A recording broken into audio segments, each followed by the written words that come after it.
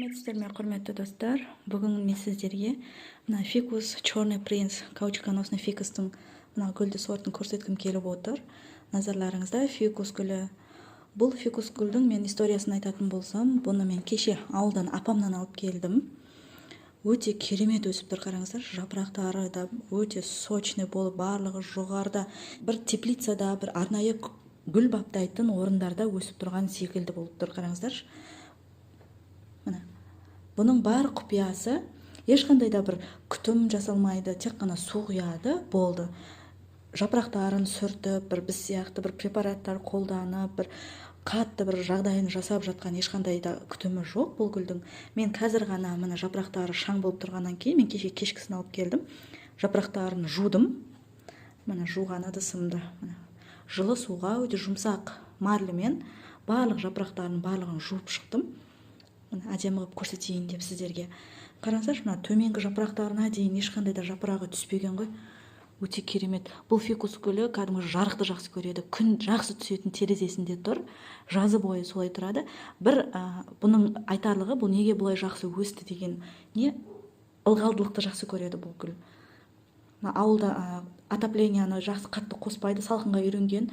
Сол себепті де үйдің іші қоңыр салқын, әрі андай влажный ауа болып тұрады. Сол себепті деп ойлаймын, осылай керемет болып өсіп тұрғаны. Қараңыздаршы, және бұның топырағы бір біз отырғызатындай бір сатып алынған бір керемет топырақ емес. Қараңыздар, мына қойдың 3-4 жылдық шіріндісі бар ғой, көңі.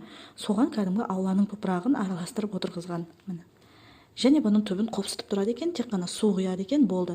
Одан кейін біз қалада колонкадан суды тұндырып қойсақ та, бізде негізінде хлорлар гүлге өте зиян. Хлорлы су емес, ауылда кәдімгі өте жақсы табиғи су, сол себепті де осылай болып өсіп тұр деп ойлаймын. Міне топырағы қанша, мысалы, ауланың топырағына отырғызса да, мынандай қатып қалған емес, алдыңғы видеоларда мен көрсеткен едім ғой. Прям ұрып атсам да, соғып жатсам да, цемент болып қатып қалған жоқ, міне. Қай топырақ, қай жерасын алсам да өте жұмсақ, міне шешіліп тұр. Я, бұның беті қатып қалуы мүмкін, бірақ қопсытып тұрады екен. Қараңыздаршы, міне беткі жағын барлығын аударып қопсытып тастаған. Өте әдемі өсіп тұр. Міне біздің фикустарымыздан да өте әдемі, жапырақтары үлкен сочный болып өсіп тұр.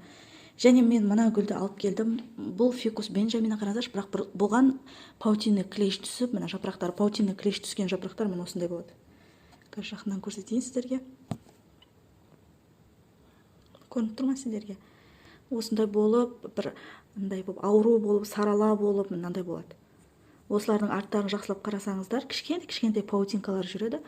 Мен мына фикус бенджаминаны алдында отырғыздым. Бұл туралы менде видео бар. Мен сіздерге ссылкасын қалдырып кетемін. Төменге кіріп қарасаңыздар болады. Екеуін салыстыратын болсаңыздар, қараңыздар. Мынаның жапырағы және мынаның жапырағы. Мынау жап-жасыл әдемі болып өсіп тұрды. Бірақ гүлдерге препарат қолданбай, тыңайтқыш жаңағыдай тек қана ауланың топырағымен көңде отырғызам деуде болмайды негізінде. Мынау да сондай ауланың топырағында отыр. Бұны да алып келдім мен ауылдан. Бірақ қарасаңыздар, жапырақтары бұның әдемі өсіп тұрған жоқ. Бұны алдында мен обработка жасадым ғой, активик препаратымен. Мына гүлді паутинный клеш түскен деп.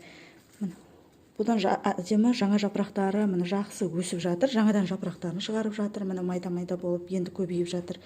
Бұл гүл өзін жақсы сезініп, емделді. Дәл сол препаратпен мына гүлді де обработка жасау керекпіз. Активикпен, болмаса пияздың суымен жасасаңыздар болады. Мен суретін шығарып, описанияға ссылкасын қалдырып кететін боламын.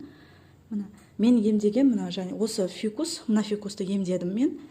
Және мен мына фикус орехты, осыны мен тамырын шауып, цемент сияқты топырақта отырғызған кезде бір 2 апта өтті деймін. Қараңыздар, жаңа топырақ өзін жақсы сезініп жатыр. Жаңадан жапырағын, қараңыз, ростын бәрін шығарып жатыр. Біздің отырғызатын топырағымыз мынандай өте борпылдақ, қара шірікті. Негізінде біздің әр жердің топырағы әртүрлі болып келеді екен. Маған кеше бір үлкен 75-тегі апамыз хабарласты. Ауланың топырағын араластырып отырғызсаңыз болады, бізде шөп түгілі тікенекте өспейді дейді. Сол себепті топыраққа заказ беремін, сенен алайын деп едім деп хабарласқан екен. мен ол апаға осындай топырақ дайындап беремін. Міне, сіздерде осындай топыраққа заказ бергілеріңіз келсе, мен экранға телефон номерімді, WhatsApp номерімді қалдырып кетемін, хабарлассаңыздар болады. Міне 7 түрлі қоспасын қосып, гүлдерге өте әдемі көңіл күй беретін, ауырып тұрған гүлдеріңізге пересадка жасасаңыздар, өте керемет болады. Мен дәл осы фикус орехты емдеген видеомды экранға шығарып, ссылкасын қалдырып кетемін. Қараңыздаршы, бір 2 аптаның ішінде міне мен бұны мына жер астында кесіп тастадым, мына жер астында кесіп тастадым. Мынандай болып өте жағдайы нашар болып, жапырақтары осылай болып тұрған еді. Міне, мына жапырағын кеше үйде қонақтар келген еді, сол кішкентай балдар ойнап жүріп, мына жапырағын сындырып қойыпты. Бұны алып тастай салайын. Бұл сындырып қойыпты, бұл кәдімгі тұрған еді. Мен алып қалмаған едім, көп жапырақтарын кесіп тастадым, керек емес деп, салмақ болмасын тамырына деп. Міне қараңыздаршы, міне әдемі жапырақтарын мына жерден бутонын шығарып өсіп келе жатыр. Тағы да жапырағын шығарып жатыр. Күз айында топырақ ауыстыруға болмайды деген ол миф, былайша айтқанда фантастика. Себебі ауырып тұрған гүлдеріңізді көктемге дейін күтетін болсаңыздар, ол өліп қалады. Сол себепті де емдеңіздер. Егер гүлдеріңіз жақсы болмай тұрса, мына фикус пен мына фикусты салыстырыңыздаршы, қараңыздаршы, міне ауырып тұрған гүл осы. Мынаны мен қазір сіздерге көрсетуге бола кіргіздім. Негізі бұл гүлдердің қасына қоюға болмайды. Паутина клещ жұғады. Міне бұны обработка жасаймын мен. Мына фикуста барлығы жақсы, өте керемет. Қараңыздаршы. Бұған мен орын ауыстырған үшін стресс болды ғой деп, мен азанда циркон сепкен болатынмын. Ал қазір жапырақтарын барлығын жудым. Қазір тағы да циркон сеуіп қоятын боламын стресстен шығару үшін. Енді бұған ауаның ылғалдылығын сақтау үшін күніге су сеуіп тұратын боламын, бір отстойный сумен. Қараңыздаршы, өте әдемі. Жақсы өсіп жатыр. Осы фикус орехтың нәтижесімен бөлісіңіздерші деп маған комментарий жазған, осы видеоны шығарғанда. Міне нәтижесімен бөлісіп тұрмын. Жапырағын шығарып келе жатыр. Алда тағы да бөлісетін боламын. Осындай препараттарға, актелик болсын, қандай да бір ауруға байланысты препараттар, тыңайтқыштар, гүлдерге топырақ керек болса, маған WhatsApp-қа хабарласыңыздар. Міндетті түрде жауап беретін боламын. Почта арқылы салып жіберемін.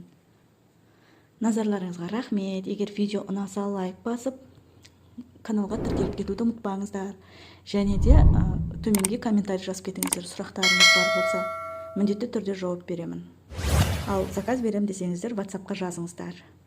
Және де қыздар, тағы бір айта өтетін мәселе, мен қазір гүл күтімі туралы, гүлді баптап, қандай топыраққа отырғызу, қандай тыңайтқыштар қолдану, ауруларынан емдеу туралы, гүл күтімі туралы курс ашып жатырмын. Курсыма сатылымды аштым. Егер бөлме гүлдерін күтіп баптауды үйренемін десеңіздер де WhatsApp-қа жазыңыздар. Сау болыңыздар.